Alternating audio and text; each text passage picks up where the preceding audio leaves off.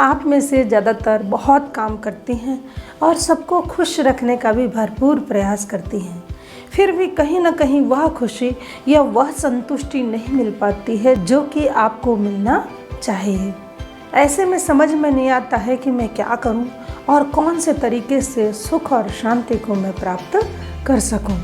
आज आपको इस वीडियो में मैं यही बताने वाली हूं कि ऐसी कौन सी 4 चीज़ें हैं जिनको अगर आप ध्यान में रखती हैं तो आप पहले से ज़्यादा खुश और संतुष्ट महसूस करेंगी। पॉइंट है, सारी जिम्मेदारियां स्वयं न लें।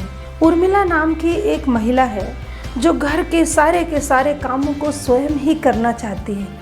वह नहीं चाहती कि वह अपने घर के किसी भी काम की जिम्मेदारी किसी दूसरे को दे, चाहे उसका बच्चा हो या उसका पति हो। वह जितना ज़्यादा से ज़्यादा खुद कर सकती है उतना वह करने की कोशिश करती है। उसे लगता है अगर मैं किसी दूसरे को काम बोलूँगी या दूसरे को जिम्मेदारी दूंगी तो वह मुझसे नाराज़ हो जाएगा या फिर उसका दिल दुखेगा, इसलिए वह सारी की सारी चीज़ों को खुद ही करना पसंद करती है। नतीजा यह होता है कि ज़्यादा काम के बोझ के कारण वह चिड़चिड़ी हो जाती है और अपने इस फ्रस्ट्रेशन को कभी वह अपने पति पर और कभी अपने बच्चे पर निकालने लगती है। इससे उसका सारा कराया मिट्टी में मिल जाता है। जो कि उसकी भावना अच्छी है, इसीलिए वो किसी को भी किसी प्रकार का कष्ट नहीं देना चाहती है। नहीं, आप भी तो उर्मिला की जैसी नहीं है, सारी की सारी जिम्मेदारियों को स्वयं ही निभाना चाहती हैं। अगर आप ऐसा कर रही हैं तो निश्चित ही आपकी स्थिति भी उर्मिला की जैसी हो सकती है।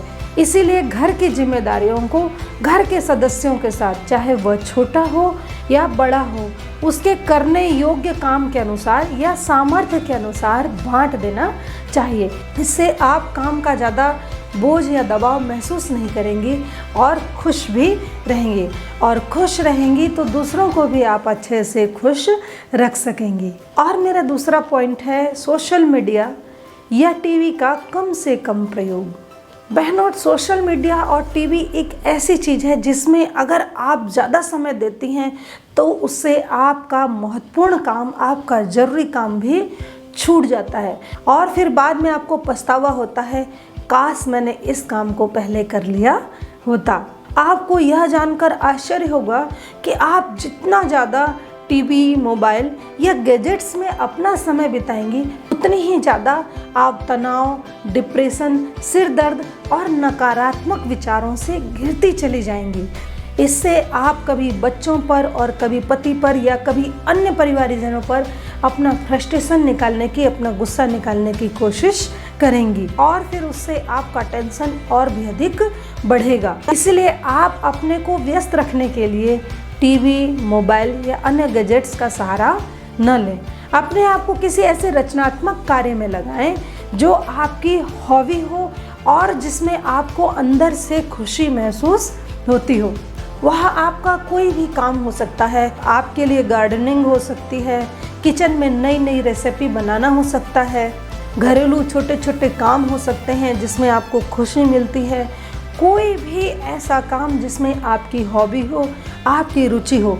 जब आप ऐसे कामों को करती हैं तो आपको अंदर से खुशी मिलती है। टीवी, मोबाइल या अन्य गैजेट से मिलने वाली जो खुशियाँ होती हैं वो क्षणिक होती हैं और उससे हमारे शरीर और मन मस्तिष्क पर बुरा प्रभाव भी पड़ता है।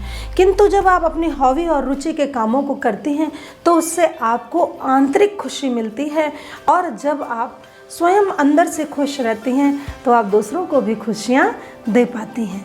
और अगला पॉइंट है, अपनी हॉबी को, अपनी रुचियों को आप जिंदा रखें। शादीशुदा होने का यह कदापि मतलब नहीं होता है कि आप अपनी हॉबियों को, अपनी रुचियों को, अपनी इच्छाओं को समाप्त कर दें।